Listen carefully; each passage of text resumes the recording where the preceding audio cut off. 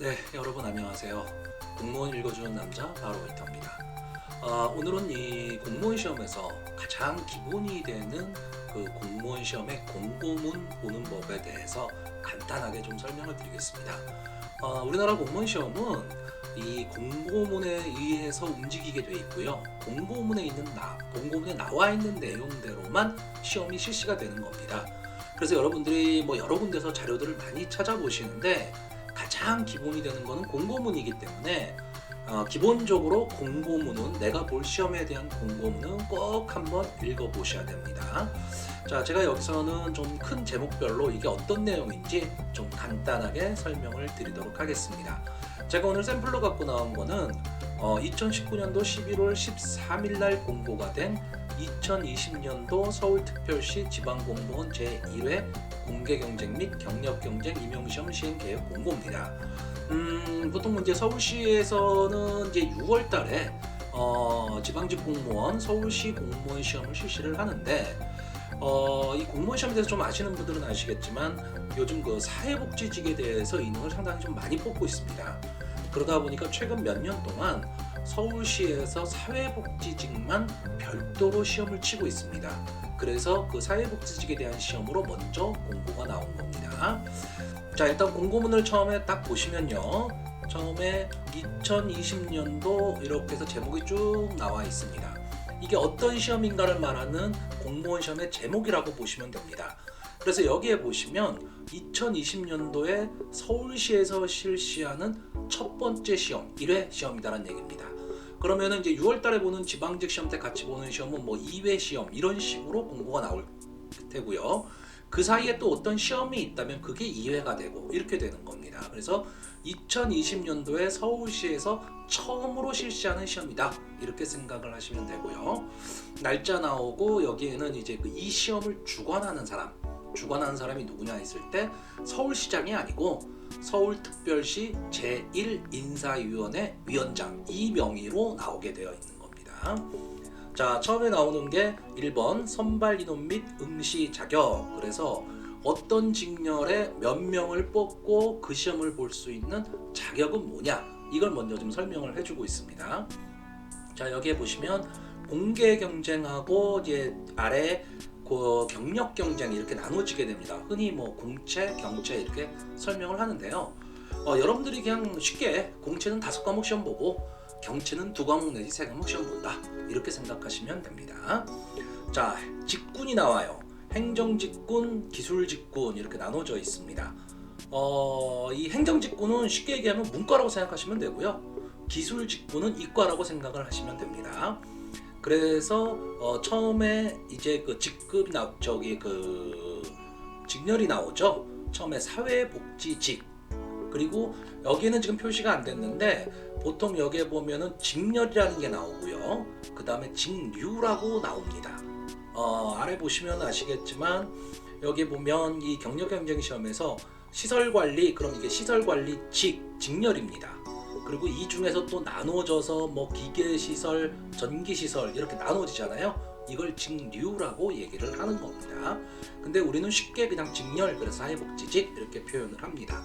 자, 그래서 이 표를 보시면 공개경쟁 사회복지직에 9급으로 146명을 뽑겠다 이렇게 되어 있는 겁니다. 쉽게 생각하시면 마지막에 146번째의 성적 안에 들어오신 분들까지 합격시킨다 이렇게 생각하시면 되고요.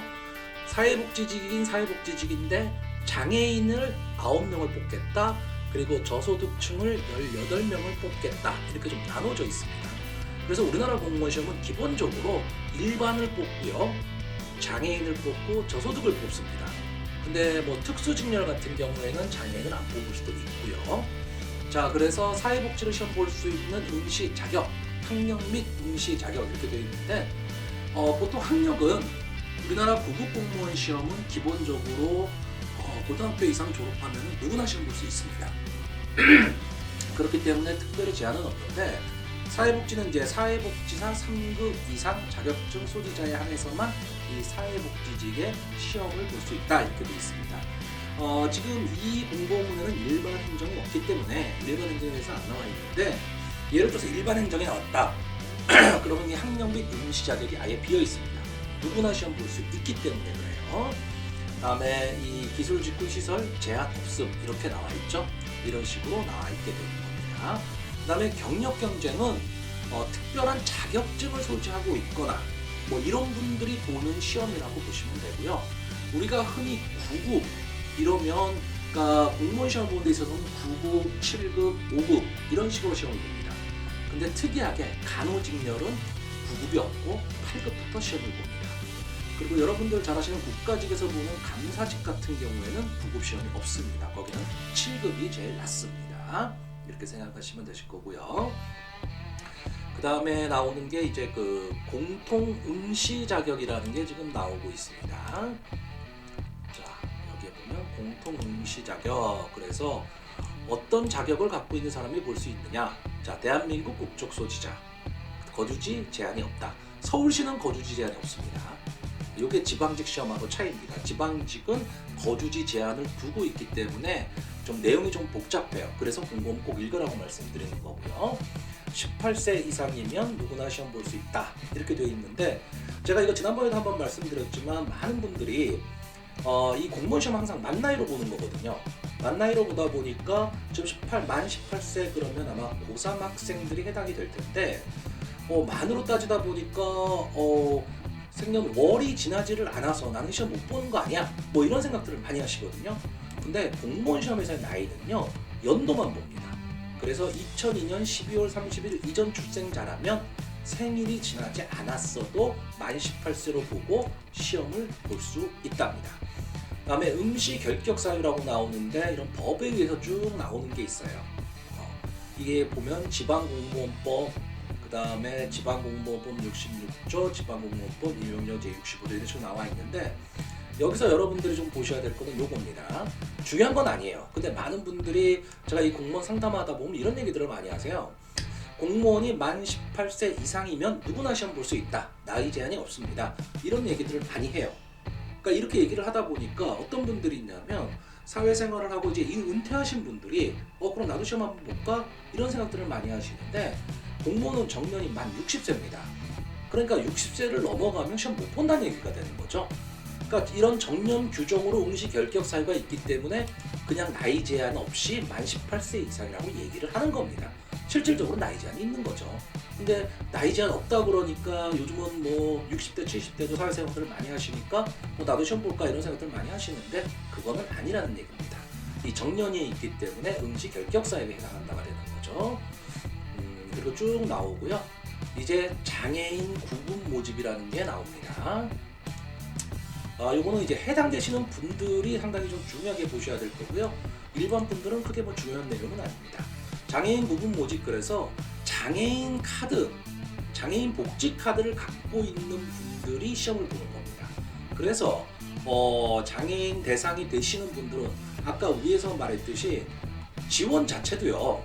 여기에 그 사회복지 9급에 일반으로 지원을 하는 게 아니고 장애인으로 체크를 해서 지원을 하시게 되는 겁니다. 그래서 장애인만 별도로 9명을 뽑겠다예요. 근데 내가 장애 카드를 갖고 있는데 일반으로 지원할 수 있느냐? 지원해도 됩니다. 그거는 관계없습니다. 근데 나중에 제가 좀 설명드리겠지만 합격선에서 엄청나게 차이가 나버립니다.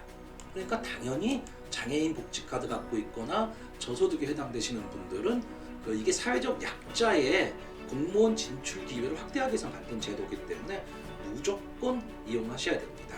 여기 보시면 장애인은 장애인 구분 모집 외의 다른 모집 단위에도 비장애인과 동일한 조건으로 응시할 수 있다. 단 중복 접수, 장애인으로도 접수하고 일반으로도 접수하고 이거는 안 된다는 얘기입니다. 다음에 또 중요하게 나오는 게 이제 저소득층이죠. 이 저소득층 구분 모집 응시 대상자 이것도 이제 해당되시는 분들은 꼭 봐두셔야 됩니다. 국민기초생활보장법에 따라서 수급자, 차상위 계층은 안 됩니다. 저소득이어야 됩니다. 그리고 한부모 가정지원법에 따라서 해당이 되시는 분들 혹시 내가 이거 해당이 되는지 안 되는지는요 동사무소 그러니까 주민센터 있죠? 주민센터 가서 물어보시면 바로 알려줍니다. 그리고 과거와 좀 달라진 건 이겁니다. 과거에는 군 복무 기간 또는 교환학생으로 해외 체류하는 경우 이로 인하여 그 기간에 급여 대상에서 제외된 경우에도 가구주가 그 기간에 계속하여 급여를 받고 있었다면 응시자도 수급자로 본다. 이렇게 되어 있습니다. 과거에는 한번 빠지면 다시 들어와야 됐거든요. 네.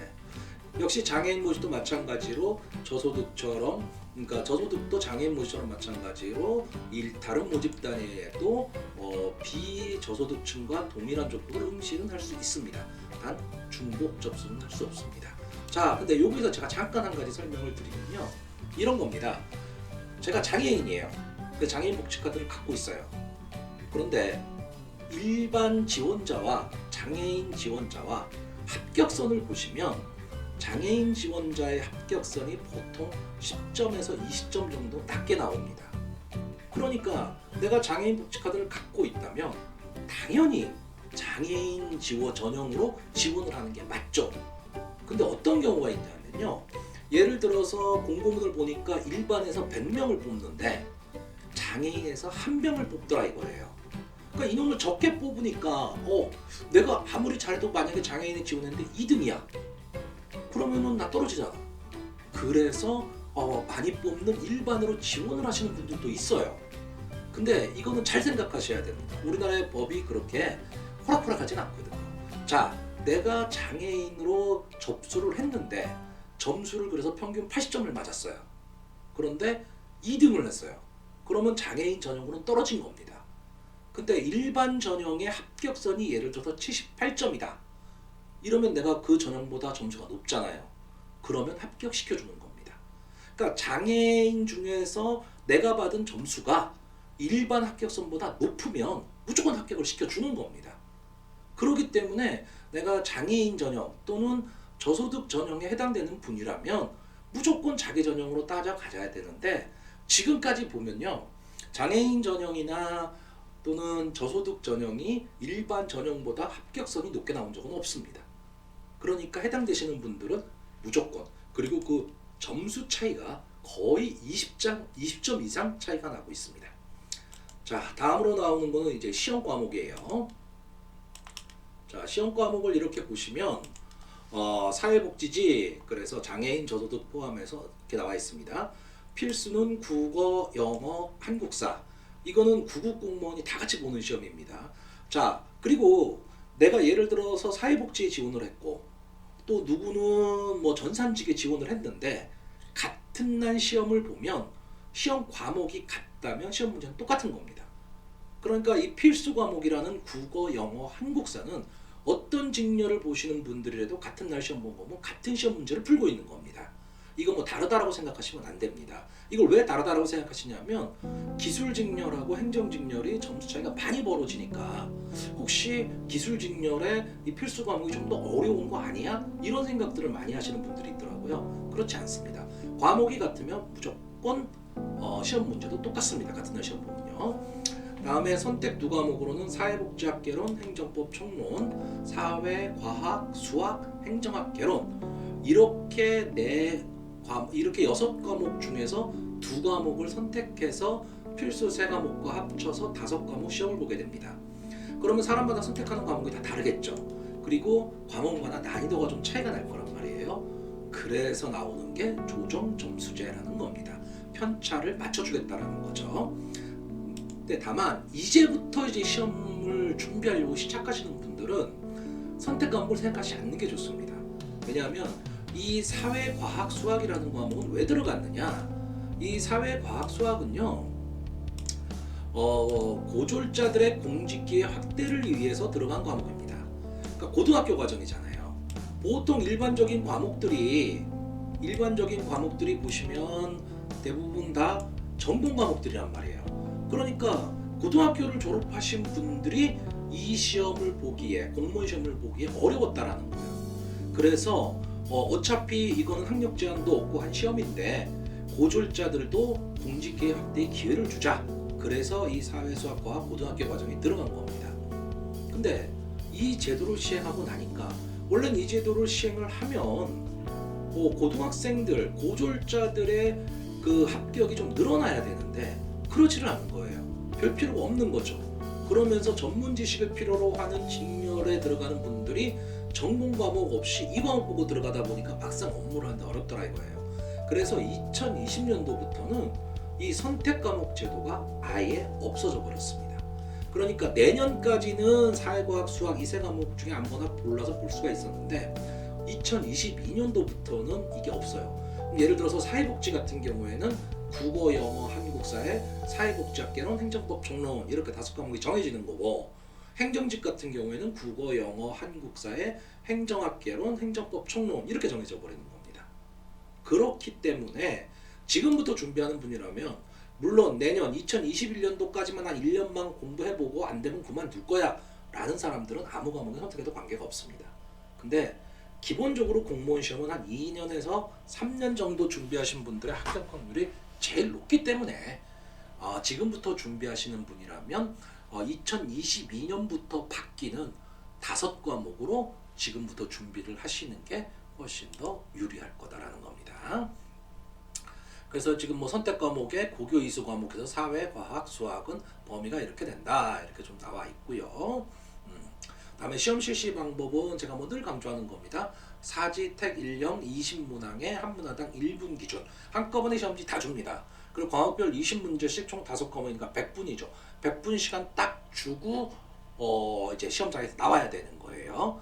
그리고 또 하나는 지금 서울시 시험이 사지택일이죠. 국가직은 오지택일입니다. 그리고 중요하게 보셔야 될 거 이겁니다. 응시원서 접수 및 시험 일정이요. 이거를 까먹고 응시를 못 하시는 분들이 있어요. 자, 이 응시원서, 이 공무원 시험 응시는요, 무조건 인터넷으로만 접수합니다. 그래서 지금 서울시 같은 경우에는 서울특별시 홈페이지나 서울특별시 인재개발원 홈페이지, 그리고 뭐 지역별 지방직 공고가 나올 때는 어디 이런 게 다 나와 있습니다. 국가직 시험 볼 때는 뭐 사이버고시센터에서 이제 응시를 할 수 있는 거고요. 그래서 원서 접수일은 이렇게 날짜가 나와 있습니다. 지금 이 공고 같은 경우에는 올해 1월 13일부터 1월 17일까지 5일 동안 원서 접수를 받은 거예요. 그래서 필기 시험은 시험 장소를 3월 6일 날 공고를 하고 시험은 3월 21일 날. 이 지방직이나 서울시 또는 국가직은요, 항상 토요일 날 시험 본다라고 생각하시면 됩니다. 합격자 발표를 이렇게 하고 인성 검사 및 면접 시험을 이렇게 본다라고 절차가 쭉 나와 있는 겁니다. 그러니까 요 응시원서 접수일자 절대 놓치시면 안 됩니다. 그래서 인터넷 접수만 가능하다라는 거 쭉 나오고 수수료 5,000원 들어간다라는 거 이런 게 쭉 나옵니다. 그리고 지금 이건 사회복지직에 대해서 지금 공고가 나온 거기 때문에 사회복지사 자격증이 있는 분만 시험 볼 수 있다라고 그랬잖아요. 그러니까 사회복지사 자격증 번호를 입력해야 한다라는 게 꼭 나와 있습니다. 자, 그 다음에 장애인 및 저소득층 초과 합격자라고 해서 이건 제가 아까 설명드린 부분입니다. 그리고 양성평등 임용 목표제라는 게 있어요. 이거는 어느 한쪽의 성이, 그러니까 남녀 구분을 하지 않고 보는 시험에 있어서는 어느 한쪽의 성이 30% 미만으로 뽑히는 걸 방지하기 위해서, 그러니까 예를 들어서 뭐 남자가 70% 뽑혔으면 여자는 30% 뽑혀야 된다. 거꾸로 여자가 70% 뽑혔으면 남자는 30%는 뽑혀야 된다. 이런 게 양성평등 임용 목표제예요. 그래서 이거는 선발 예정 인원이 5명 이상인 모집단일 경우, 그러니까 한두 명을 뽑을 때는 이 제도가 들어가질 않습니다. 근데 5명 이상 뽑는 경우, 지금처럼 100몇 명을 뽑는다? 그러면 양성평등 임용 목표제로, 그래서 예를 들어서 100명을 뽑는다? 그럼 어느 한쪽의 성이 70명을 못 넘어간다. 이런 뜻이 되는 겁니다. 근데 이거를 설명을 듣고 이제 어떤 생각들을 하시느냐. 예를 들어서 기본적인 점수로 합격선이 딱 나왔을 때 남자가 80명이 뽑혔고 여자가 20명이 뽑혔어요. 그러면 여자가 30명이 돼야 되니까 여자 10명을 추가 합격시키고 남자 10명을 잘라서 100명이 된다. 이렇게 생각하실 수가 있습니다. 근데 이 양성평등 임용 목표제는 그런 게 아닙니다. 100명을 뽑았는데 남자가 80이고 여자가 20이다. 그럼 이 100명은 다 합격을 시킵니다. 그러면 여자가 몇 명이 모자랐느냐? 10명이 모자랐다는 얘기죠. 그러면 여자 중에서 그 점수별로 10명을 더 뽑아주는 겁니다. 그러니까 합격자 중에서 누구를 탈락시키고 다시 이쪽에서 추가 합격시키고가 아니고, 합격하신 분들은 그대로 합격을 시켜놓고 다시 그 모자라는 성에서 10명을 추가 합격시키는 거예요. 그러면 선발 시험에서 결국 10명이 더 합격이 되는 거죠. 110명이 합격이 되게 되는 겁니다. 그러면 면접에서 이제 갈라지게 되는 거예요. 네. 근데 다만 그럴 때 무조건 추가 합격을 시켜주는 게 아니고 합격선에 마이너스 3점까지 된 사람 중에서, 예를 들어 합격선이 80점이다. 그러면 77점까지 맞은 사람에 한해서 추가 합격을 시켜주는 거지, 뭐 76점 맞았다, 75점 맞았다, 이 사람들은 만약에 10등 안에 들어도 합격시켜주지 않는 겁니다.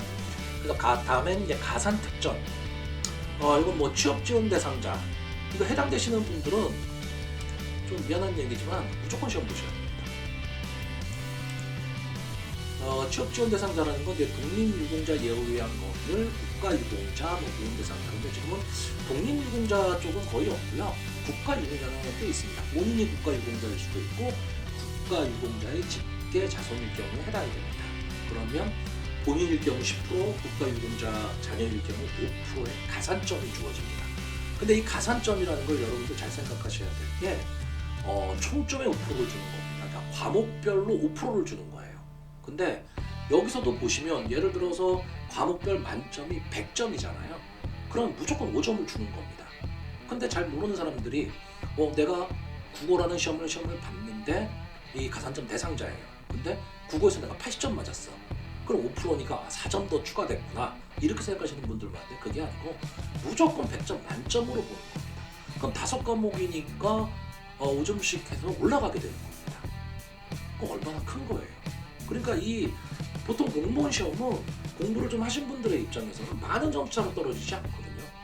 그러니까 이 1%, 2%가 상당히 큰 겁니다. 그럼 취업 지원 대상자에 해당되시는 분들, 이런 분들은 뭐 무조건 보셔야 되는 시험이죠. 네. 의사사항자 대상자 있고, 다음에 이 자격증에 대한 가산점을 주는 건 공통적인 가산점에서 이제 그 컴퓨터 관련 자격증 있을 경우에 1%, 또 이걸 갖고 있으면 0.5% 이런 가산점을 준다, 이렇게 돼 있기 때문에 이런 자격증이 있으신 분들은 어쨌든 챙겨야 됩니다.